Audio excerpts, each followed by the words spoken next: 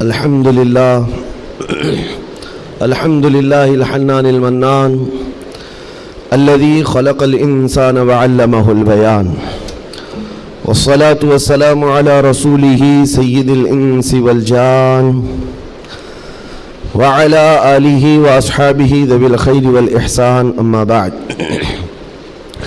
فأعوذ بالله من الشيطان الرجيم بسم الله الرحمن الرحيم ومن يبتغي غير الإسلام دينا فلن يقبل منه وهو في الآخرة من الخاسرين صدق الله مولانا العظيم۔ بارگاہ رسالت مآب صلی اللہ تعالی علیہ وسلم میں ایک بار درود پاک کا ہدیہ پیش کریں۔ اللہم صلی علی سیدنا و مولانا محمد معدن الجود والکرم وآلہ واصحابہ الکرام وابنہ الکریم وبارک وسلم صلاة دائمة سرمدا ابدا۔ عزیزان گرامی وقار، ایک حدیث پاک ہے، رسول گرامی وقار صلی اللہ تعالی علیہ وسلم ارشاد فرماتے ہیں، ایمان کی حلاوت، ایمان کی لذت، ایمان کی جو شیرینی ہے، مٹھاس ہے، آپ کو ملی ہے یا نہیں ملی ہے یہ میں نہیں بتا سکتا ہوں، لیکن اگر پانا ہے اس کی لذت، اس کی حلاوت، ایمان کی مٹھاس ہوتی کیسے ہے، اس کے لیے حضور پاک صلی اللہ علیہ وسلم نے 3 علامتیں بتائی ہیں۔ جس شخص کے اندر یہ 3 باتیں آ جائیں تو پھر وہ ایمان کی لذت محسوس کر سکتا ہے، ایمان کی مٹھاس اسے مل سکتی ہے۔ ایمان جو ہے صرف داڑھی ٹوپی کا نام نہیں ہے، جبہ کرتے کا نام نہیں ہے، ایمان صرف جھنڈا لے کر گھومنے کا نام نہیں ہے، ایمان ایک الگ کیفیت ہے جس کا سرور بندے کو ملتا ہے، جس کی لذت اور جس کی شیرینی کو وہ بتا نہیں سکتا، اور وہ کیسے حاصل ہوتی ہے؟ 3 چیزیں میرے آقا فرماتے ہیں۔ پہلی چیز، اللہ اور اس کے رسول سے سب سے زیادہ محبت کرتا ہو، پہلی چیز۔ اور دوسری چیز یہ ہے کہ جس سے بھی محبت کرتا ہے دنیا میں وہ صرف اللہ اور اس کے رسول کے لیے کرتا ہے۔ تیسری چیز ہے، کفر میں واپس لوٹنے کو اتنا سخت سمجھتا ہو جیسے آگ میں ہاتھ ڈالنے کو سخت سمجھتا ہو۔ آگ میں ہاتھ ڈالنا کسی کے لیے آسان ہوگا، لیکن کفر و شرک کی طرف جانے کو سخت ناپسند کرتا ہو۔ یہ 3 چیزیں اگر تمہارے اندر آ گئی تو ایمان کی لذت مل جائے گی، ایمان کی مٹھاس مل جائے گی۔ زندگی میں سب سے زیادہ پرائیورٹی کس چیز کو ہو؟ اللہ اور اس کے رسول کو۔ دوسری چیز، دنیا میں جس سے بھی تعلق بنے گا وہ صرف اللہ اور اس کے رسول کے لیے بنے گا۔ تیسری چیز، کفر کی طرف کبھی لوٹنا پسند ہرگز نہ کرے، بلکہ کفر کا نام سنتے ہی اس کے اندر ایسی ہیبت آ جائے کہ میں آگ میں ہاتھ ڈالنا تو پسند کروں گا لیکن کفر کی طرف ہرگز نہیں جا سکتا۔ یہ 3 چیزیں تمہارے اندر ہیں یا نہیں، آپ آبزرو کر لیں، خود آپ اس کا احتساب کر لیں کبھی بیٹھ کر کے کہ میں زندگی میں سب سے زیادہ کس سے محبت کرتا ہوں۔ اگر اللہ اس کے رسول سے سب سے زیادہ محبت کرتے ہو تو اس کا مطلب ہے کہ پہلی چیز تمہارے اندر آ گئی ہے۔ اور اپنے تعلقات کو دیکھ لو، جس سے بھی آپ کے تعلقات ہیں وہ اللہ اس کے رسول کی رضا کے لیے ہے تو دوسری چیز بھی تمہارے اندر ہے۔ اور تیسری چیز بہت امپورٹنٹ ہے جو اس زمانے کے لیے ہے، کفر کی طرف لوٹنا اتنا ناپسند کرتا ہو جتنا آگ میں جانا بھی ناپسند نہ کرتا ہو۔ یعنی آگ میں جانا جتنا اس کے لیے ناپسند ہے، اس سے زیادہ کفر میں جانے کو ناپسند کرتا ہو۔ یہ چیز اگر آپ کے اندر ہے تو میرے عزیزو ایمان کی لذت مل جائے گی، ایمان کی مٹھاس مل جائے گی۔ اس دور کے حالات کے اعتبار سے میں اگر بات کروں، قرآن کی آیت تو 1400 سال سے یہ اعلان کر رہی ہے، وَمَنْ يَبْتَغِي غَيْرَ الْإِسْلَامِ دِينًا فَلَنْ يُقْبَلَ مِنْهُ۔ اسلام کے علاوہ کسی بھی دین کی طرف تم منہ بھی لگائے، توجہ بھی کیے تو قیامت کے دن پھر وہ سب سے بڑے گھاٹے میں ہوں گے، ہرگز قبول نہیں کیا جائے گا۔ میں بات یہاں سے شروع کرتا ہوں کہ آج لوگوں نے اس کو ہلکے میں لینا شروع کر دیا، چاپلوسی کرتے کرتے، خوشامد دوسروں کی واہواہی حاصل کرنے کے لیے کبھی پوجا پاٹ میں بھی شریک ہو گئے، کبھی ان کی رضا حاصل کرنے کے لیے ان کی محفل میں بھی بیٹھ گئے، اللہ اور اس کے رسول کو چھوڑ دیا۔ تمہارے دین میں کمی کس بات کی ہے؟ کتوں کو راضی کرنے کے لیے شیر کبھی کتا نہیں بنتا، ایک بات یاد رکھو، رسول پاک صلی اللہ تعالیٰ علیہ وسلم کا جو سپاہی ہے وہ ہر گھڑی ہر میدان میں سپاہی ہے. اسے کس چیز کی کمی ہے؟ کس چیز کی کمی ہے؟ جو عزت ملی ہے وہ نام مصطفیٰ سے ملی ہے. ایک صحابی ہیں حضرت نعمان، ایک بادشاہ کے ہاں گئے تھے ایمبیسیڈر بن کر کے، ترجمان حضور کے قاصد بن کر گئے تھے. بہت دور ملک تھا، میرے آقا مدینے میں ہیں، لیکن جانتے ہو اس بادشاہ نے آپ کے آنے کے لیے ریشم کا قالین بچھایا، سونے کی کرسی لگائی. لیکن وہ صحابی رسول جیسی آئے، اپنی تلوار سے انہوں نے ریشم کے قالین کو پھاڑ دیا، زمین پر چلنے لگے. اور کرسی جب سونے کی کلائی کی ہوئی کرسی بچھائی گئی ان کے لیے، بادشاہ نے بہت عزت دیا کہ محمد عربی کا قاصد آیا ہے، سفیر آیا ہے. لیکن انہوں نے کرسی کو بھی ٹھکرا دیا، کہا مجھے دوسری کرسی لاؤ. کیوں؟ صرف اس لیے. اس بادشاہ نے پوچھا کہ اتنا زیادہ غرور ہے عرب والوں میں، اتنا زیادہ ایٹیٹیوڈ ہے محمد عربی کے غلاموں میں، ان کے سفیروں میں؟ صحابی رسول نے کہا نہیں، نہ یہ غرور ہے نہ یہ تکبر ہے. میرے آقا صلی اللہ تعالیٰ علیہ وسلم نے فرمایا ریشم کا استعمال مرد کے لیے حرام ہے، سونے کا استعمال مرد کے لیے حرام ہے. تو میں مدینے میں رہوں تب بھی غلام ہوں، دنیا میں کہیں پر رہوں تب بھی میں غلام ہوں. انہوں نے پاس و لحاظ رکھا ہے نسبت رسول کا. تو پھر وقت کے بادشاہوں کو بھی انہوں نے جھکنے پر مجبور کیا ہے. کس چیز کی کمی ہے مسلمانوں تمہارے پاس؟ کون سی دولت کی کمی ہے؟ سب سے بڑی دولت تو تمہارے پاس یہ ہے. آج تک ایک بہت بڑی بات میں بتاؤں آپ کو، یہ آپ کی مسجد کے امام ہیں، محبت چاہے جتنی بھی کرتے ہوں آپ ان سے، عقیدت جتنی بھی کرتے ہوں، ایک دن ان سے کہہ دینا مولانا عبد الکریم اپنے باپ کا نام لے کر لوگوں کو رکوع میں جھکا کے دکھائے. لوگوں کو اللہ اکبر کہنے کی بجائے اپنے باپ کا نام یا بادشاہ کا نام لے کر سجدے میں جھکا کر کے دکھائے. کوئی جھک سکتا ہے؟ ارے بادشاہ وقت بھی یہاں آ کر کھڑا ہو جائے اور کہے میرے نام سے جھک جاؤ، مجال ہے کوئی ایک بھی پیشانی جھکے گی؟ نہیں جھکے گی. ہاں اگر ایک کمزور کسان کا بچہ بھی حافظ قرآن ہو اور آ کر مصلی پر صرف اللہ کا نام لے، سب کی پیشانیاں جھکتی. یہ خاصہ ہے اس قوم کا کہ اس قوم کو اگر جھکایا جا سکتا ہے تو صرف اللہ کے نام پر، باقی کسی کے نام پر یہ پیشانی نہیں جھکتی ہے. اور آپ کو پتا ہے آج کے دور کا یہ بھارت تو چھوٹا ہے، اکھنڈ بھارت جس پر اکبر بادشاہ راج کرتا تھا، جس میں افغانستان تک کی سیمائیں آتی تھی، اس دور میں ڈکٹیٹر رول ہے، کوئی الیکشن والا بادشاہ نہیں ہے. 40 سال تک بیٹھا ہوا بادشاہ جب نیا دین لے کر کے آیا، اور اس کا نام بھی اکبر تھا، نمازیں بھی اس نے اس طرح بنائی کہ بادشاہ کے نام پر رکوع ہوگا، سجدہ ہوگا. میرے عزیزو، ایسا تمکنت اور ایسے جلال والا بادشاہ، لاکھوں کی فوج ہے اس کے پاس، بڑے بڑے راجے مہاراجے آنکھ نہیں ملا سکتے تھے. لیکن جب اس نے یہ کہا کہ عبادت میں بادشاہ کے نام پر جھکنا ہوگا، صرف 25 سال کی عمر کا مجدد الف ثانی کھڑا ہو گیا، کہا نہیں یہ پیشانی جھکے گی تو صرف اللہ کے نام پر. حد ہو گئی میرے عزیزو. بادشاہ وقت جس کے پاس سارا جبر طاقت ہے نہیں جھکا سکا. اور جھکانے کے لیے اس نے ایک بار کیا کیا، دربار میں اتنا چھوٹا سا دروازہ بنایا کہ آنے والا جھک کر کے ہی آئے. جو بھی دربار میں آئے وہ جھک کر، سیدھا آ نہیں سکتا تھا، اتنی چوکھٹ چھوٹی بنا دی. مجدد صاحب رحمت اللہ تعالیٰ علیہ کو بلایا گیا تھا دربار میں کہ یوں تو یہ جھکتا نہیں، لیکن دربار میں آنا ہے تو کیسے آئے گا. جب وہ قریب پہنچے دیکھا کہ اتنی چھوٹی چوکھٹ بنی ہوئی ہے اور یہاں جانے کے لیے رکوع کی حالت میں جانا پڑتا ہے. وہ اللہ رب العزت کا ایسا بندہ، رسول پاک کا سپاہی، اپنے دین کا محافظ، دیکھتا ہے جانا ہے ٹھیک ہے جائیں گے، لیکن جس وقت داخل ہونا تھا وہ نہ جھکے، نہ ہی رکوع کیا، نہ ہی پیشانی جھکائی، پہلے پیر اندر ڈال دیا، پیر اندر ڈال دیا. جیسے سامنے لوگوں نے دیکھا کہ لوگ پیشانی پہلے اندر ڈال کر کے آتے تھے، اور یہ عالم دین ہے کہ پیر اندر ڈال کر کے آ رہا ہے. یہاں جیسی آئے تو لوگوں نے یہ اعلان کیا کہ بادشاہ کی بڑی توہین ہوئی، بادشاہ کی بڑی توہین ہوئی. پاؤں دکھا کر کے آ رہا ہے یہ مولوی، قدم دکھا کر کے آ رہا ہے.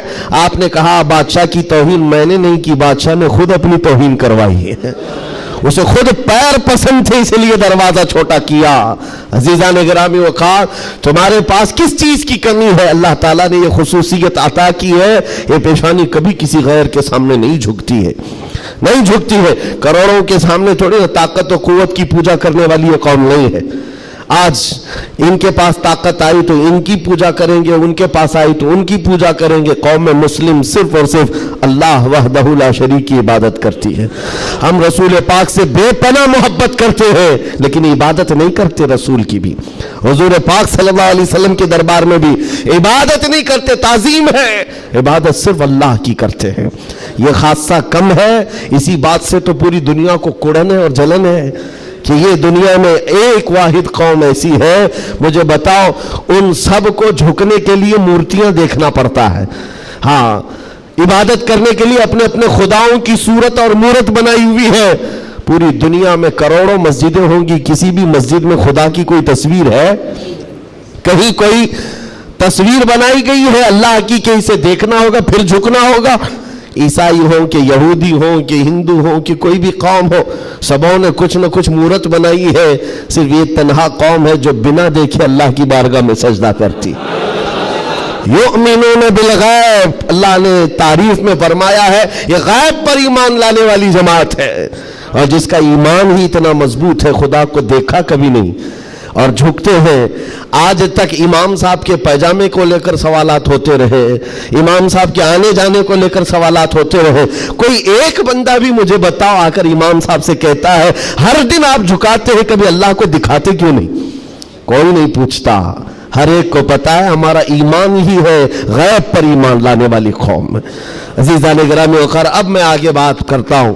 جب اتنی خصوصیات تمہارے پاس ہے تو پھر اگر چہرہ کسی اور کی طرف جائے تو میں سمجھتا ہوں دنیا کا بدترین آدمی ہے، بد نصیب آدمی ہے، جس کو اللہ نے سب سے بڑی نعمت دی تھی اور وہ ٹھکرا کر کے دوسروں کی جھولی میں چلا گیا۔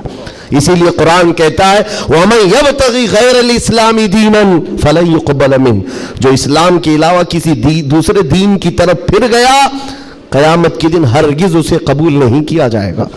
وَهُوَ فِي الْآخِرَةِ مِنَ الْخَاسِرِينَ، وہ آخرت میں بہت بڑے گھاٹے میں ہوگا۔ میں ایک مثال دیتا ہوں آپ کو، ایک جو گھٹنا گھٹی ہے، ایک حادثہ مکہ مکرمہ کا، ایک حادثہ جو لکھا ہوا ہے کتابوں میں۔ قبرستان میں ایک وہاں پر جب کسی کا انتقال ہوا، ایک صاحب ہیں وہ حاجی ہیں، وہ کہتے ہیں کہ جب قبرستان میں ہم گئے تو دفن کرنے کے لیے قبر میں قبرستان کی ساری چیزیں بھری ہوئی تھی، تو لوگوں نے ایک قبر بتائی، ایک حاجی صاحب کا انتقال ہوا تھا، کہا کہ ان کو اسی قبر میں دفن کرنا ہے۔ لوگوں نے کہا یہاں ایک عالم دین کی قبر ہے۔ اب مکہ مکرمہ کے قبر ایسے ہیں کہ 6 مہینے سال بھر کے بعد کھل جاتے ہیں، اور ممبئی والوں کو سمجھانے کے لیے آسان بھی ہے کہ یہاں پہ بھی کھول دی جاتی ہیں، جگہ کی قلت ہے۔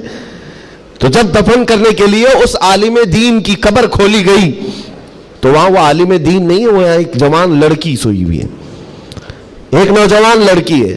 تو جو جنازے میں آئے ہوئے تھے ان میں ایک حاجی نے کہا میں تو اس لڑکی کو پہچانتا ہوں، یہ عرب کی نہیں، یہ مکہ کی نہیں، یہ فرانس کی رہنے والی اور کرسچن لڑکی ہے، یہ عیسائی لڑکی ہے۔ کہا یہ کیسے ہو سکتا ہے، ناممکن ہے۔ گھر سارے لوگوں کو جو خبر تھی وہ ایک اچھے عالم دین کی قبر تھی، یہاں ایک دوسری لڑکی کیسے دفن ہے؟ تو یہ ہنگامہ ہوا، بات پھیل گئی۔ اس کے بعد تحقیق کرنے لگے، جو علماء تک بات گئی تو علماء نے کہا کہ اگر یہ جو بندہ کہہ رہا ہے کہ یہ فرانس کی رہنے والی، یورپ کی رہنے والی لڑکی یہاں پر ہے، تو معلوم کرتے ہیں کہ وہاں حقیقت میں یہ لڑکی، اس کی شکل، تو کچھ لوگ ایک وفد کی شکل میں یورپ گئے ہیں اس حاجی صاحب کے ساتھ، جنہوں نے یہ پتہ بتایا تھا یہ لڑکی کو میں جانتا ہوں۔ جا کر کے اس کے گھر معلوم کیا کہ کیا تمہارے گھر میں فلاں فلاں شکل کی یہ لڑکی تھی؟ کہا ہاں، انتقال ہوا تھا، چند ہی مہینے ہوئے انتقال ہوا ہے۔ کہا کیا کیا تم نے؟ کہا ہم عیسائی رسم و رواج کے اعتبار سے اپنے قبرستان میں دفن کیا ہے، ہم کرسچن ہیں، عیسائی رسم و رواج سے ہم نے دفن کیا۔ تو جو گیا تھا وفد، اس نے پوچھا کہ کچھ اس کی عجیب چیزیں تھیں؟ تو لوگوں نے کہا کہ ہاں ایک چیز تھی، ہمیں اندازہ ہو گیا تھا کہ وہ اسلام لا چکی تھی، ہم نے اس کو مارا توڑا بہت کچھ کیا ہے. تو پھر یہ بات خبر پھیلی اس لڑکی کے اسلام لانے کی, تو مقامی علماء کو پوچھا گیا. ایک عالم دین نے کہا ہاں وہ لڑکی دل و جان سے اسلام کو قبول کرتی تھی اور پیارے حبیب صلی اللہ علیہ وسلم سے بے پناہ محبت کرتی تھی, اور گھر والوں کے ظلم و ستم کو سہ نہ سکی, جان دے گئی اور مر گئی. لیکن ہم مجبور تھے, گھر والوں سے ہم کچھ نہیں کر سکتے تھے. لیکن اس لڑکی نے ایک مرتبہ کہا تھا کہ میرے مرنے کے بعد میرے آخری رسم و رواج اسلام کے مطابق ہوں.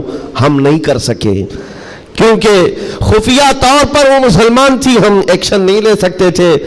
اور ہمیں اس بات کا افسوس ہے کہ اسے عیسائی قبرستان میں دفن کر دیا گیا. سنو حیرت کی بات ہے, لوگ ایک بہت عجیب اچنبے میں پڑتے جا رہے ہیں, نئی نئی باتیں کھلتی جا رہی. تو اس کے بعد یہ فیصلہ ہوا کہ آئے ہوئے وفد نے اور گھر والوں کو اطلاع دے کر کے کہ ہم چلتے ہیں جس قبرستان میں آپ نے اپنی بیٹی کو دفن کیا ہے, ہم جا کر کے دیکھنا چاہتے ہیں وہاں. ہاں, تو عیسائی قبرستان میں بڑی مشکل سے انہوں نے کہا کہ ٹھیک ہے. قبر کھولی گئی تو وہاں وہ عالم دین سویا ہوا جس کو مکہ میں دفن کیا گیا تھا. اب حیرت کی انتہا اور ہو گئی, اس کا اس عیسائی قبرستان میں کیا لینا دینا, یہ آیا کیسے, یہاں پہنچا کیسے. میرے عزیزو, یہ بات اگر لکھی ہوئی نہ ہوتی تو میں کبھی نہیں کہتا. اور جب اور حیرت بڑھ گئی, وہ وفد علماء کا واپس آیا, کہا کہ اس راز کو ہم معلوم کرتے ہیں اس عالم کے گھر سے ہی. ایک بات تو سمجھ میں آ گئی کہ لڑکی مسلمان ہو گئی تھی اور اسلام سے بے پناہ محبت تھی. اللہ کا کرم ہوا, ہو سکتا ہے اسے کفرستان سے نکال کر مولا تعالی ایمان والوں کے بیچ میں, اولیاء اور صحابہ کے بیچ میں دفن کر دیا ہو. فرشتوں نے اس کو منتقل کر دیا, اور یہ ممکن ہے, یہ ممکن ہے.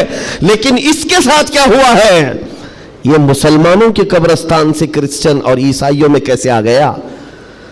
گئے واپس جانے کے بعد بہت قابل توجہ بات کر رہا ہوں, اور اس زمانے کی بہت ہی امپورٹنٹ چیز آپ کو میں بتا رہا ہوں, دل دہلا دینے والی چیز ہے.